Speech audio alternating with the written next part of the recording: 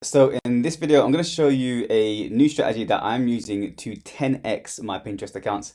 This is a new account and I have posted 10 times a day from the beginning, and I'm going to show you the results in this video. And trust me when I say that this is going to be worth your time, because I've never seen a account grow like this in this fashion, from literally zero to thousands of outbound clicks and thousands of impressions. If you missed this video, especially what I'm going to share with you at the end, you're probably going to regret it. I'm going to show you exactly how I did it. I'm going to show you the results that I achieved. And I'm also going to show you one mistake that if you do it, you'll never see success on Pinterest. And lastly, I'm going to show you the one AI tool that makes this entire process light work. And the one tool that I pretty much use every single day that you can use for pretty much for free or very, very cheap. 100% automation. Let's get into today's video. So this is a new account that I've been growing from the beginning of July. We are in the middle of September now, so probably around 2.5 months ago. I've used a new strategy for this account, and this is the strategy I'm going to share with you in today's video. The first month done significantly well for a new account on Pinterest. You can see 50,000 impressions, you can see thousands of engagements, you can see 500 outbound clicks, which for a new account is very, very good. And my goal for any new account that I create, specifically for this account, because it was with a new strategy, is to double, triple, and quadruple my monthly impressions and monthly outbound clicks every single month. So the goal of this video is to show you what I did, to show you why I did it, and also to show you the one mistake that I would probably urge you to avoid, because if you do it, you'll spoil everything. Let's get into today's video. It's going to be an epic one. So the first thing I did, and the first thing that I'll suggest you do, quick pause. If you are enjoying the content and you really want to unlock the next level of success with Pinterest, then I urge you to sign up to my newsletter. I'm sharing the best tips, the most up-to-date tips, things that are working for me in 2025, in detail, with step-by-steps of exactly how I am growing my Pinterest accounts across my several accounts, plus all my agency accounts. Plus, I have around 20 or so blueprints that give you the step-by-step methods of how I scale out accounts up to $10,000 with no jargon or fluff. Just exactly what I do and all the tools I use to scale up my Pinterest accounts. If you're interested, this is all 100% free, so please sign up with the link below this video. Let's carry on. Is find a top niche that is trending in the right direction and going up, especially over Q4, because what I did was just piggyback off trends and specifically choose keywords that I know had a ton of volume. So you can see there's some expressions and a few impressions and examples at the top here. There's hairstyles, there is outfits, there's things like wallpapers, there's more hairstyles, nails, etc. There's also some food and drinks, so dinner ideas. So pick a high traffic niche, okay? I'll give you the exact niche that I chose. It was fashion. So think about winter fashion, think about fall outfits, think about things, anything around fashion, really. If you're going to use Pinterest and you're going to make serious revenue and build it into a business that you can rely on month to month, then just choose keywords and a niche area where there's a ton of volume, okay? Don't choose something that you like or that you're familiar with if it's not going to make you money pretty much on Pinterest. You have to really understand where the eyeballs are on Pinterest and who those eyeballs are coming from. So a woman, usually between 25 to 35, is like 50 to 60% of where Pinterest users actually are and where they go. And so choose something that is for that particular demographic, okay? So for example, nails. So for example, outfits. So for example, food, hairstyles, etc. They may not be something that you're familiar with, but if you choose it and you get to understand your target audience, then you can create content specifically for them, and then you can make money from it, okay? So let's just be super simple. So let's say, for example, that you did nails, okay? Nails is a one of the areas that I would 1,000% recommend. So as you can see, this follows a natural upward trajectory of just more eyeballs and more traffic. And we can also go back through the last year or two, and we can see there are dips as well. So this dipped in and around October of last year, but then it's gone back up again. So find something that has a ton of impressions and a ton of eyeballs, and fashion does fantastically well. The account in my case study is a fashion niche, okay? So bear that in mind. Now, once you found your niche idea, there is a way that you can do keyword research, and there's paid tools that you can use, but for now, just use Pinterest. So for example, let's go down the same nails example. This keyword is around fall nails, so around nails that are going to be happening around fall, autumn times, etc., and winter times. So choose keywords that are seasonally trending, and you can use Pinterest trends for free to figure this out. Let's use the example of nails because I think nails are fantastic in terms of their volume. So we'll use that here. So we'll go to the keywords here and we'll type in nails. And as you can see, there are a ton of different nail inspirations here. I will just grab all of these. So literally like copy, paste, put them into ChatGPT and then ask them which one are trending and seasonal for Q4. So this is the prompt that I used, you feel free to use the exact same prompt.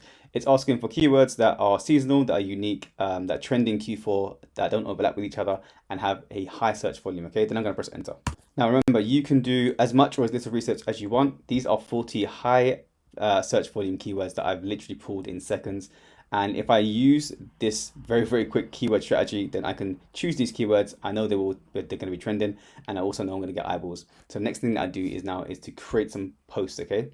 Now this is a tool that I'd recommend, Content Goblin. I've mentioned it many times before, and it just seems to work, okay? It's getting better and better, and I would 1000% recommend it. I spend most of my time using this tool, and I give it to my team to use because it works fantastically, especially with Pinterest. So pop over here. I think they have some free credits, but if not, just sign up using the sign up link below this video.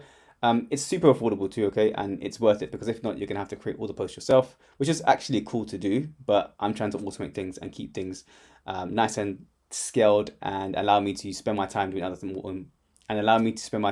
important things. Content Goblin does all my content for me. Okay, so I'm not going to go into extreme detail of Content Goblin. I've used it many times, and I've also got loads of videos on it. But to give you a very quick, just a rough tutorial on how to use it, you're going to pop over to image lister corner side here. You can choose which other credits that you decide to. Click on any of the models that you decide based on the credits that you want to use. You can also click on this "What model do I choose" button, and it will show you the best one for your niche. I think the best for nails in this example is going to be GPT Image 1. Different examples and different models for different types of content, so double check what that's going to be. We use the article topic of fall nails, and there's a ton more topics that we can use, but we'll just use that as an example. You can add in an advanced image prompt here, which I would highly recommend you do, especially when it comes to intricate things like fingers.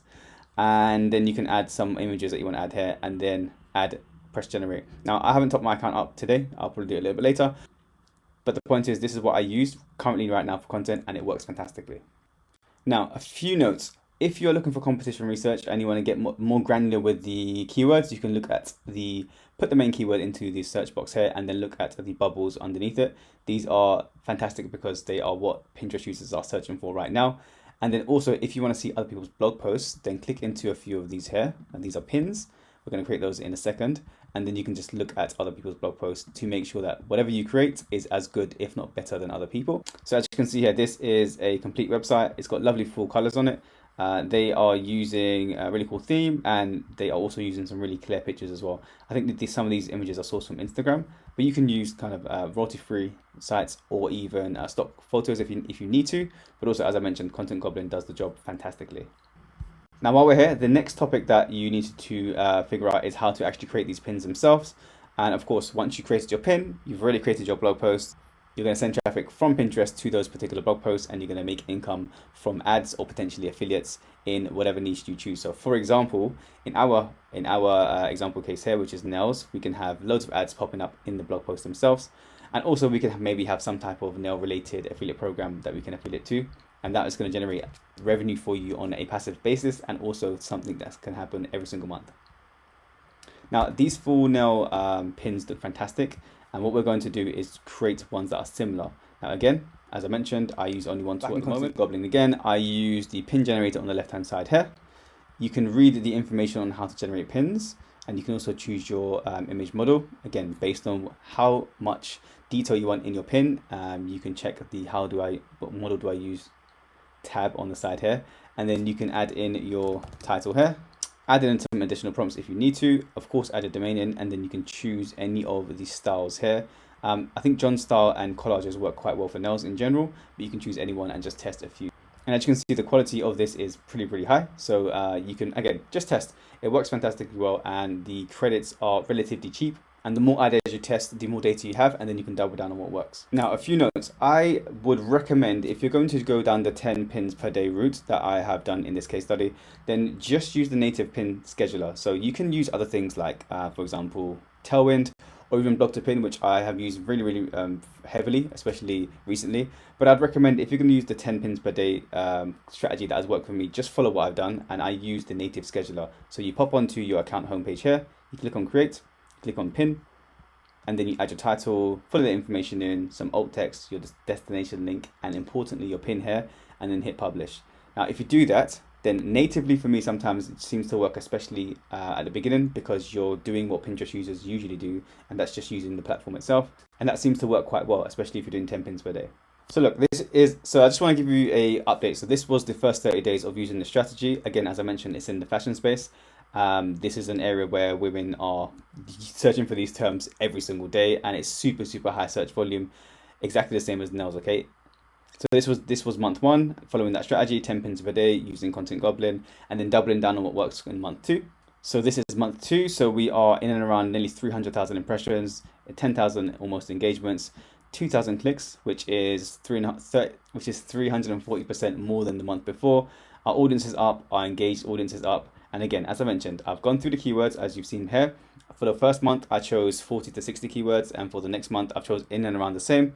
And then I double down on what worked from the first month. And then month two, again, I double down on what works again for month three. So you're just continually looking what works and then doing more of what works and less of what doesn't. And the more data you have, the easier it is for you to do that. Now, one thing I should notice, and I'm not going to show you the pins because I don't want to kind of give away the exact niche that it's in and also my exact keywords for this particular account, but I will say that there are 2 or 3 pins that just take off and they kind of go crazy. And if that does happen, that means your pin's gone viral. And for this to work fantastically, you do have to do the 10 pins per day because you'll have so much more pins to work with, and then you'll see what works and what doesn't. And also, when you actually target viral keywords, you get these viral spikes. And if you do it over a smart amount of period, you're just going to get these natural upticks. So if we look at the last 30 days right now, so we are around 400,000 impressions, 13,000 engagements, around 3,000 clicks, etc., etc. And if you look over the last 90 days, this account is just blowing up, and it's going to continue to go up, and we're going to continue to promote and use those viral keywords. As I mentioned, if you do this correctly, 10 pins a day, using a niche that is seasonally high, and also making sure that you understand how your Pinterest audience functions. So simple graphics, but really good graphics, and things that are trending right now, then there's nothing else that can happen but seeing an uptick in spikes. And of course, you need to have high engagement too. Now, this is the mistake that most people make, is they may go overboard and they may do like 15 or 20 pins per day, or they may not be doing enough, so like 2 or 3. And usually I would do around 5 pins per day for accounts on month one, but I did want to test. Just let me do double of what I usually do, what will happen. And if I'm being super honest, if I did not choose a high volume niche and I didn't make sure that my pins were high quality, this probably would not have happened, because you need high quality engagement and also a lot of volume for you to see upticks that fast. So picking the correct niche is important. If you need some help with that, then feel free to add a comment below and I'll be happy to answer. But picking your niche is very, very important.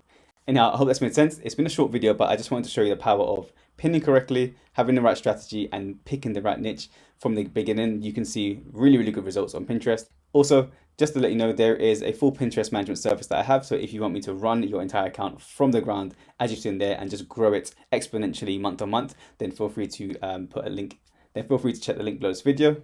And also, if you just want me to coach you to show you exactly how it works for your unique account, I'm happy to help, so feel free to click the link below this video. Hopefully that's been an insightful video. Any questions, let me know, and I'll see you in the next one. Take care.